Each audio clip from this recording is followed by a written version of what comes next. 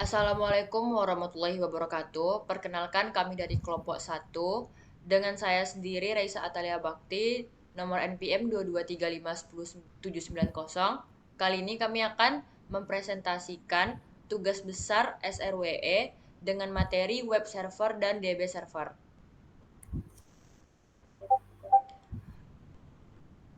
Untuk anggotanya di sini terdapat Aurora Kaila Syakinasya, Fitri Ramasari Homsana, Lara Aulia Putri, saya sendiri, lalu juga ada Rifa Alia Sadrina. Di sini terdapat 5 materi atau 5 daftar isi. Yang pertama pengertian web server, lalu jenis-jenis web server, selanjutnya ada pengertian database, lalu ada jenis database server, dan yang terakhir implementasi Ubuntu.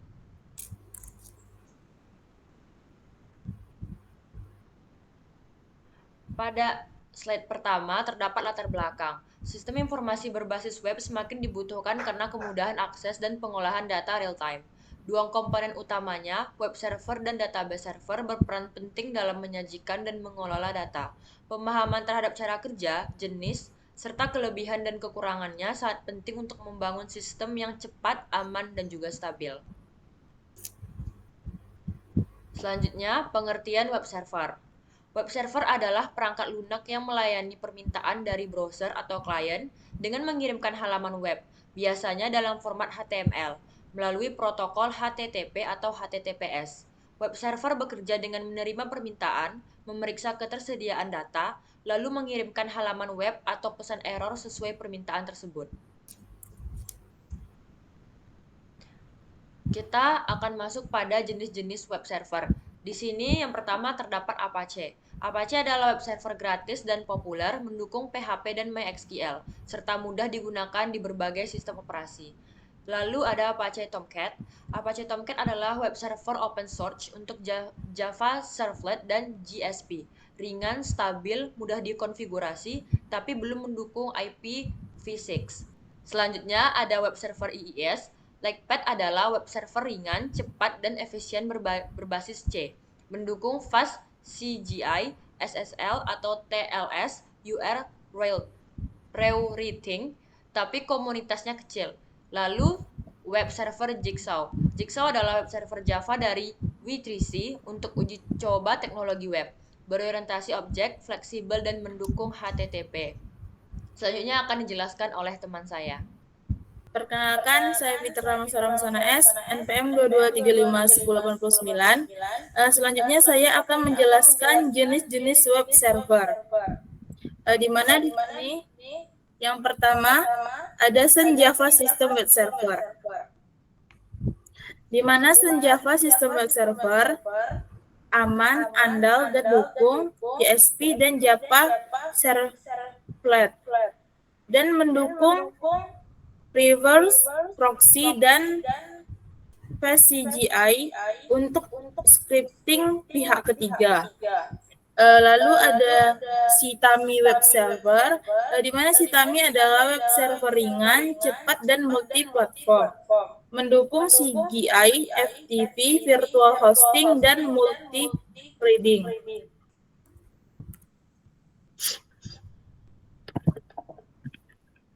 Lalu di sini ada pengertian database, di mana database server adalah layanan pengelola data dalam model client server, memungkinkan akses dan pengelolaan data oleh banyak pengguna secara terpusat.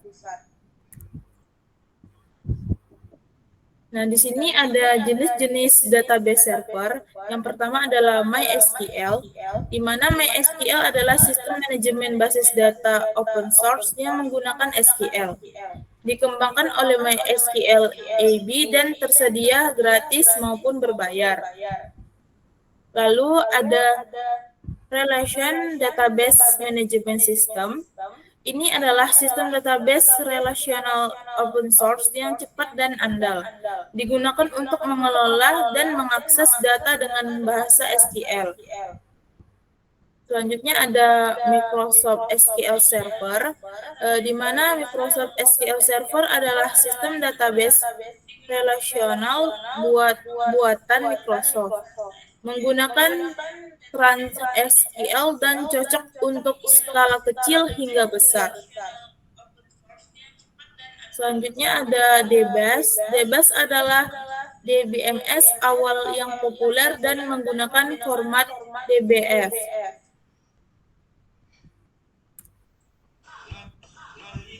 Selanjutnya ada Clipper, di mana Clipper adalah bahasa pemrograman XBase untuk aplikasi database di iOS. Dikompilasi dari kode DBase untuk kecepatan lebih. Lalu yang terakhir ada Firebird.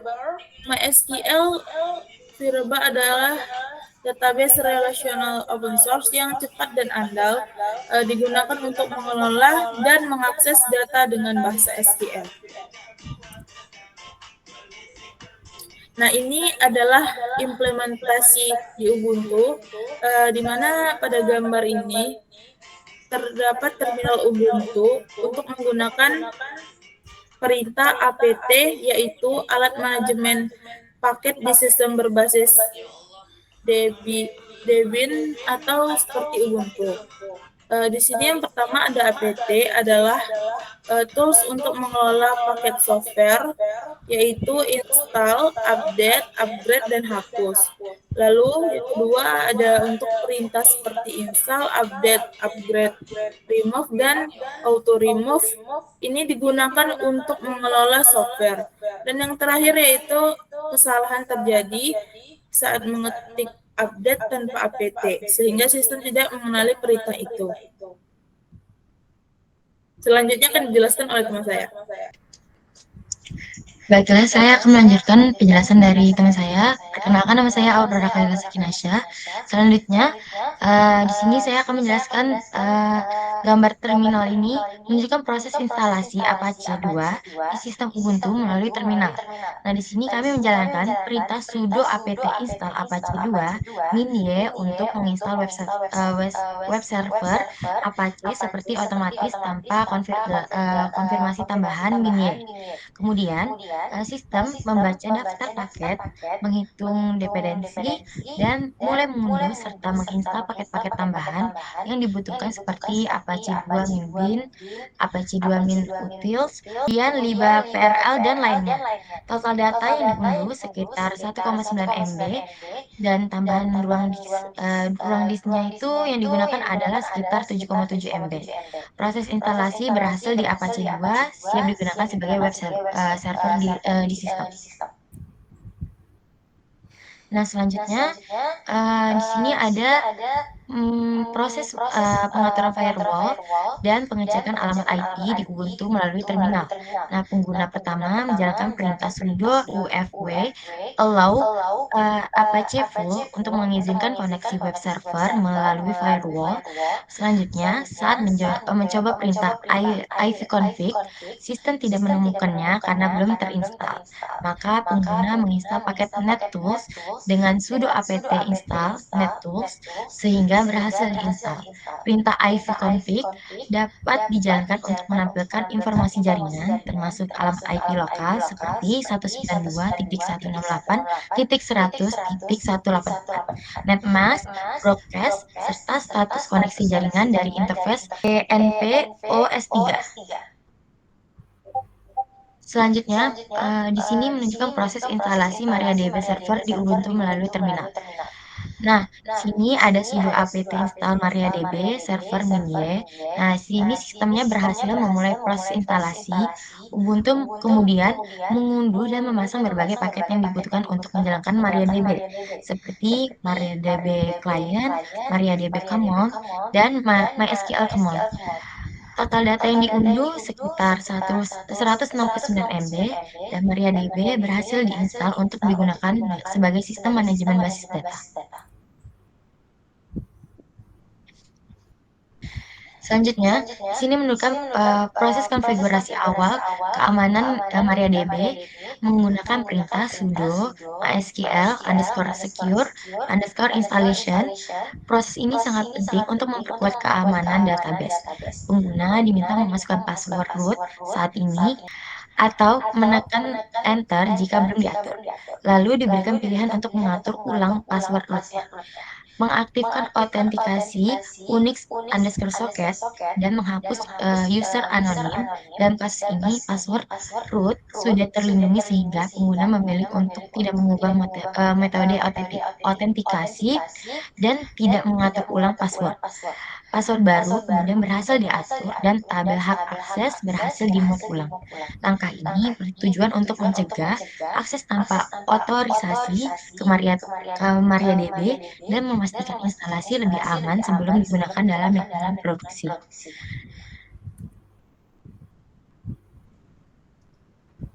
Selanjutnya, di sini proses instalasi modul PHP yang diperlukan untuk menghubungkan PHP dengan server database MariaDB pada sistem Ubuntu.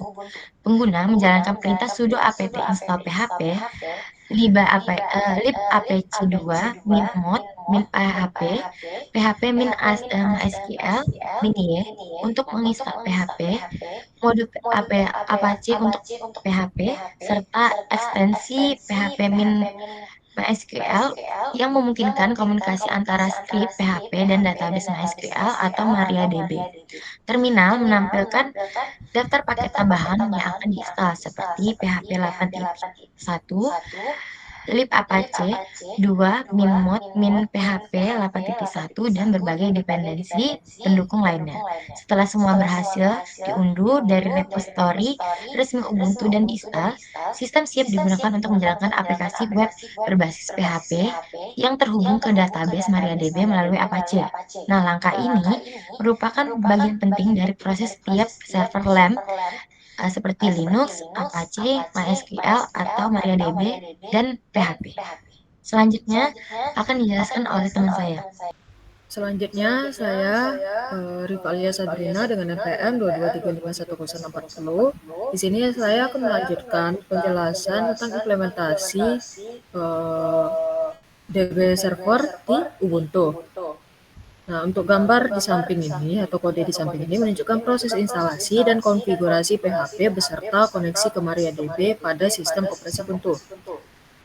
Pertama, dilakukan instalasi paket-paket penting seperti PHP 8.1 CLI dan libapace 2 mod PHP 8.1 yang dibutuhkan agar PHP dapat berjalan dan terhubung dengan database MariaDB melalui server Apache. Setelah itu, pengguna mengedit file info.php yang biasanya digunakan untuk menampilkan informasi dan konfigurasi PHP di browser menggunakan fungsi PHP info. Selanjutnya, pengguna masuk ke database MariaDB sebagai root dengan perintah sudo mysql root min p. Kemudian membuat database baru dengan nama demoreal_db dan langsung mengaksesnya menggunakan perintah use demoreal_db. Tahapan ini merupakan bagian dari setup awal server LAMP, yaitu Linux, Apache, MariaDB, dan PHP yang umum digunakan dalam pengembangan aplikasi web berbasis PHP. Itu proses pembuatan label dalam MariaDB setelah database demoreal_db berhasil dibuat dan dipilih. Awalnya pengguna membuat label buku tamu, tapi di sini kami mengubahnya itu menjadi buku absen. Nah, dengan kolom sebagai auto increment dan primary key. Kolom nama sebagai varchar dengan batas karakter 100 serta waktu dengan nilai default berupa waktu saat ini menggunakan current timestamp. Terakhir, pengguna menjalankan perintah sudo untuk mengedit file index.html di direktori var /www/html/ yang memungkinkan digunakan untuk menampilkan tampilan awal dari aplikasi web yang sedang dibuat.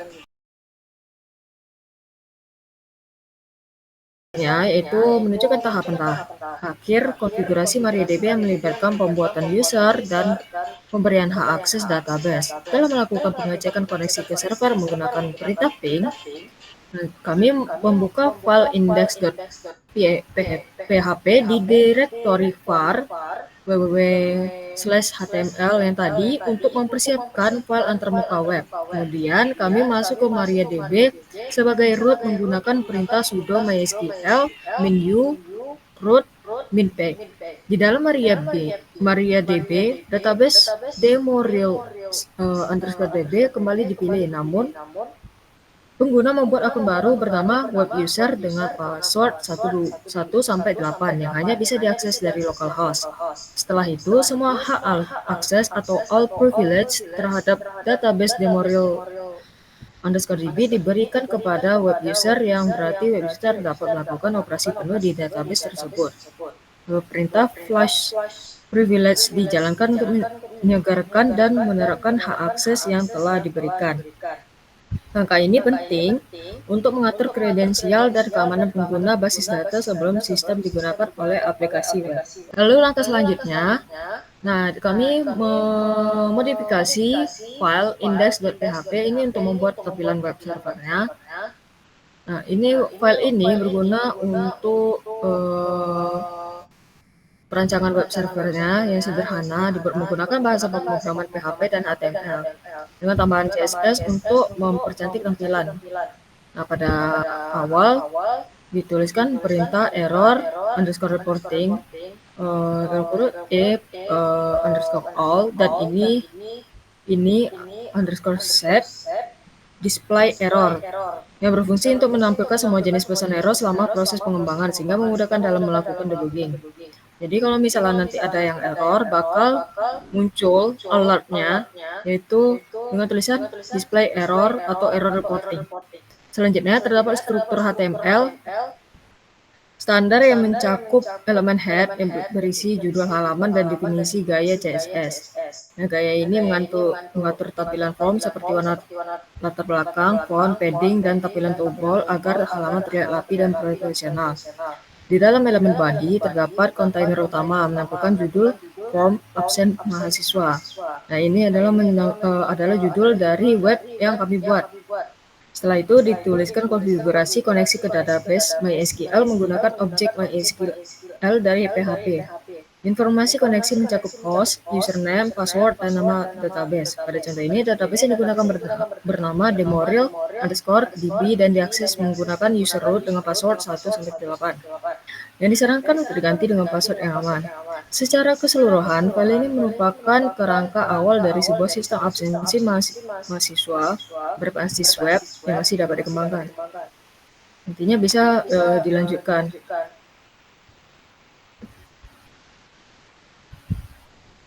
Lalu gambar selanjutnya ini masih menampilkan index.php.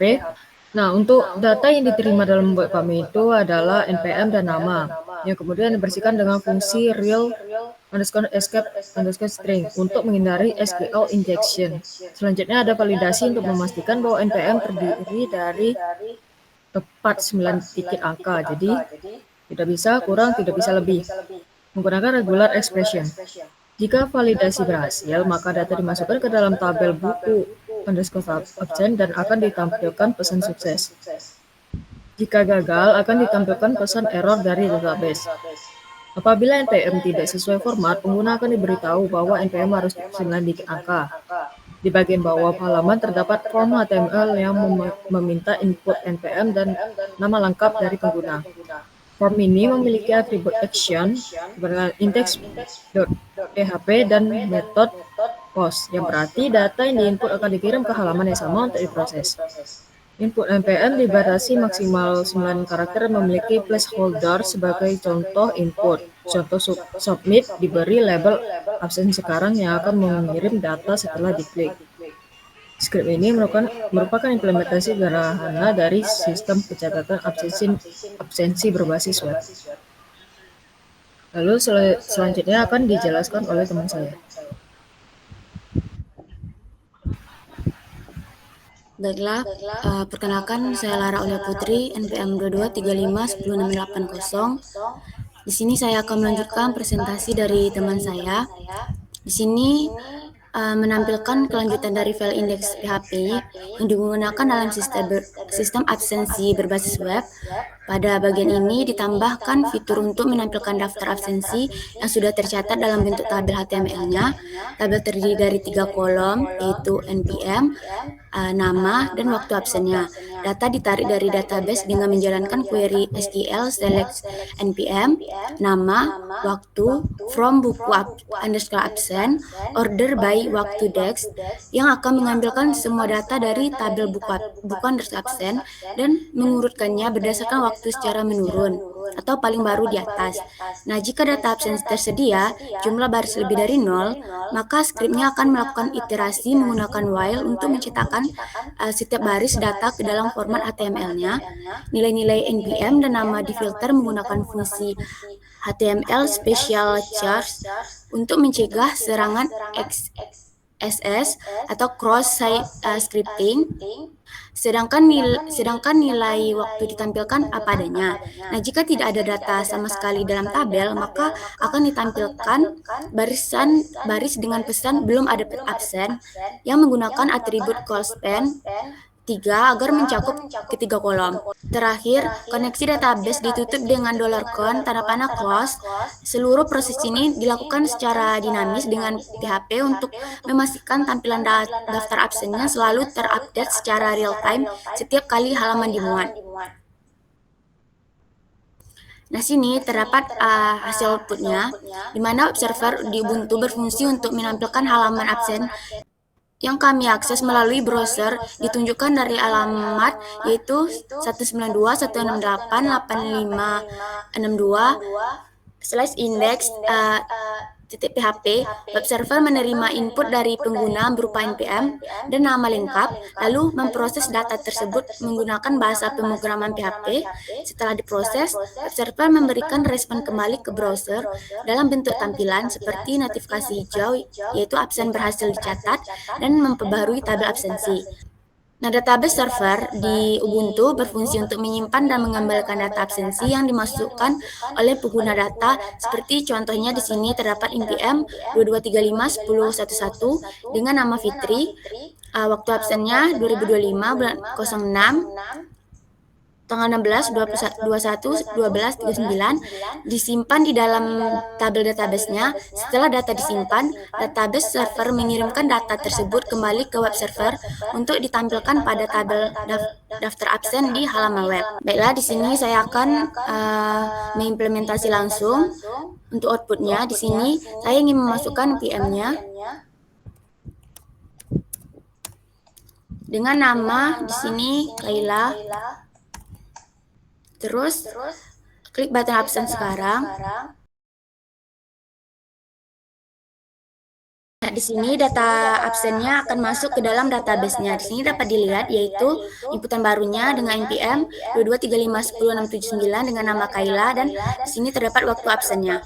Nah, di sini dapat kami simpulkan pada materi ini membahas dua komponen penting dalam sistem informasi berbasis web, yaitu web server dan database server. Nah, web server bertugas melayani permintaan pengguna melalui browser dan menyajikan halaman web, sedangkan database server menyimpan dan mengelola data yang dibutuhkan oleh aplikasi web. Nah, terdapat berbagai jenis web server seperti Apache, Tomcat, IS, Lightpad, Jigsaw, Sun Java, Sistem Web Server, dan Siptami. Masing-masing memiliki kelebihan dan kekurangan yang dapat disesuaikan dengan kebutuhan sistem.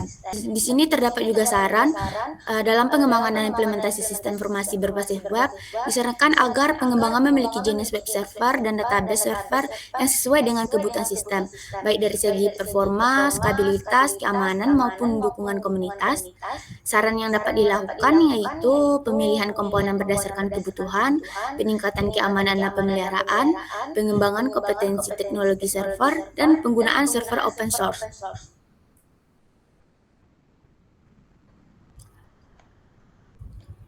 Baik, sekian dari kelompok kami. Jika masih banyak kekurangan kami mohon maaf. Wassalamualaikum warahmatullahi wabarakatuh.